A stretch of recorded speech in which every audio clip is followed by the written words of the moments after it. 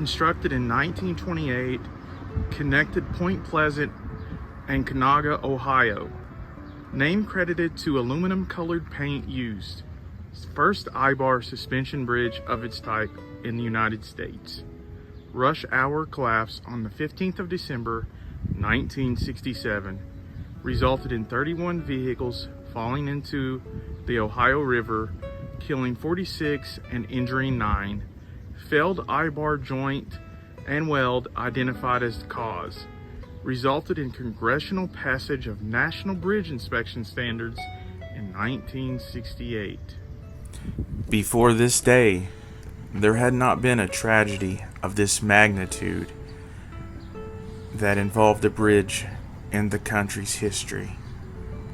Here is the memorial, a plaque, also including the names and the bricks of the victims. Site of Silver Bridge collapse when 46 lives were lost, December the 15th, 1967.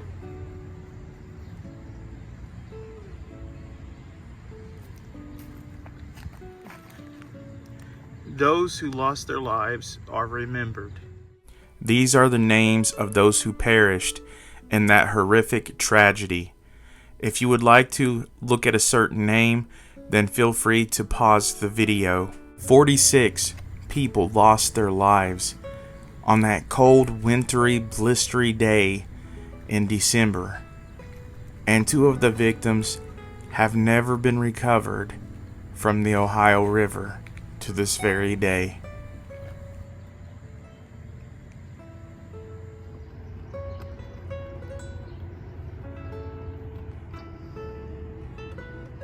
National Historic Civil Engineering Landmark. Silver Bridge collapse and creation of National Bridge Inspection Standards.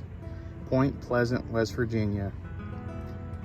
On December the 15th, 1967, at 4:58 p.m., the 49-year-old Silver Bridge suddenly collapsed into the Ohio River during heavy rush hour and holiday season traffic. 46 lives were tragically lost. The cause of the collapse was a single hairline crack in a steel I-bar and the northern suspension chain. In response to this catastrophe, Congress established National Bridge Inspection Standards. These standards created a rigorous nationwide bridge safety inspection program to detect unsafe structural conditions, to prevent future tragedies and save countless lives. Dedication date, December the 15th, 2019. And in the parking lot, there's now a flood wall and a parking lot. And this is the entrance to where the bridge once was all those years ago. As you can see the painting on the flood wall as the bridge just continues to go in the Ohio River. The mural on the flood wall of the bridge represents a time of when the Silver Bridge was once there and thousands of cars used it as a way of transportation of back and forth to West Virginia and Ohio. It connected the 2 states together.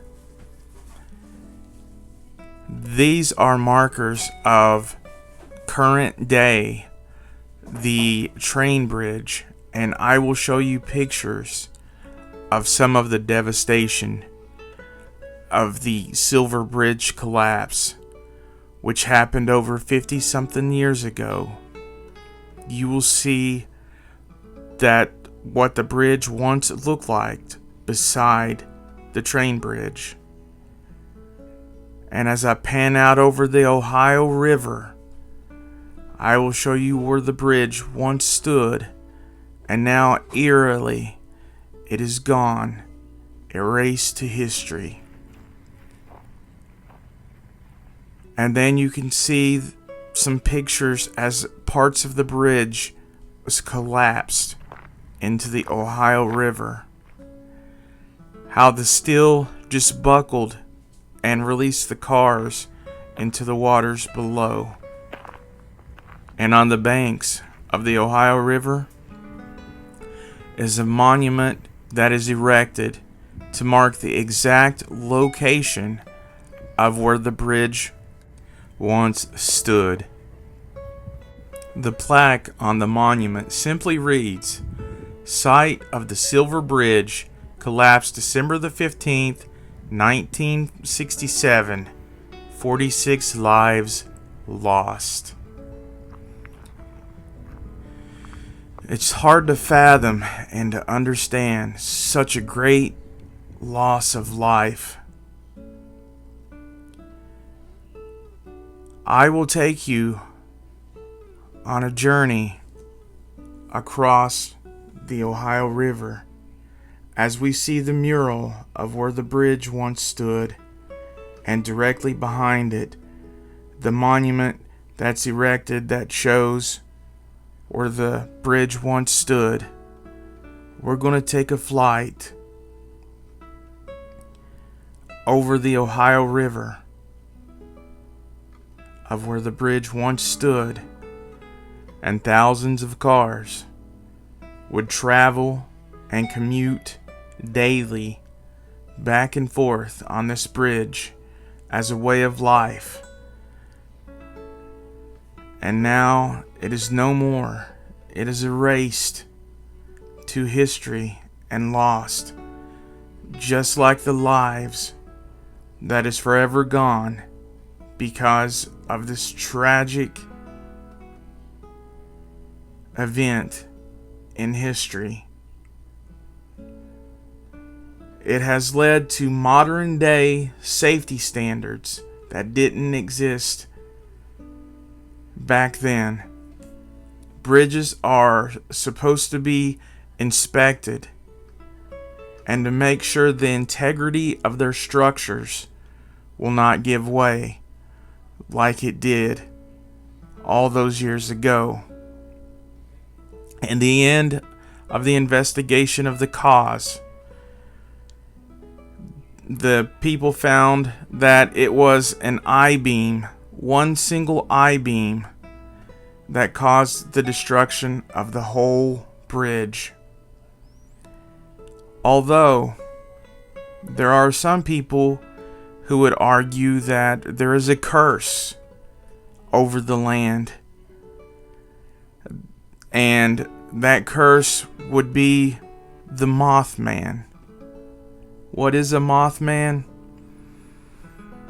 Well, there's a statue, this statue, in the middle of town, and I will leave a link in the video description, because the Mothman is its story for a different time, as this video is to honor those who perished in these cold waters on a brisk, frigid, blistery winter day in December of 1967.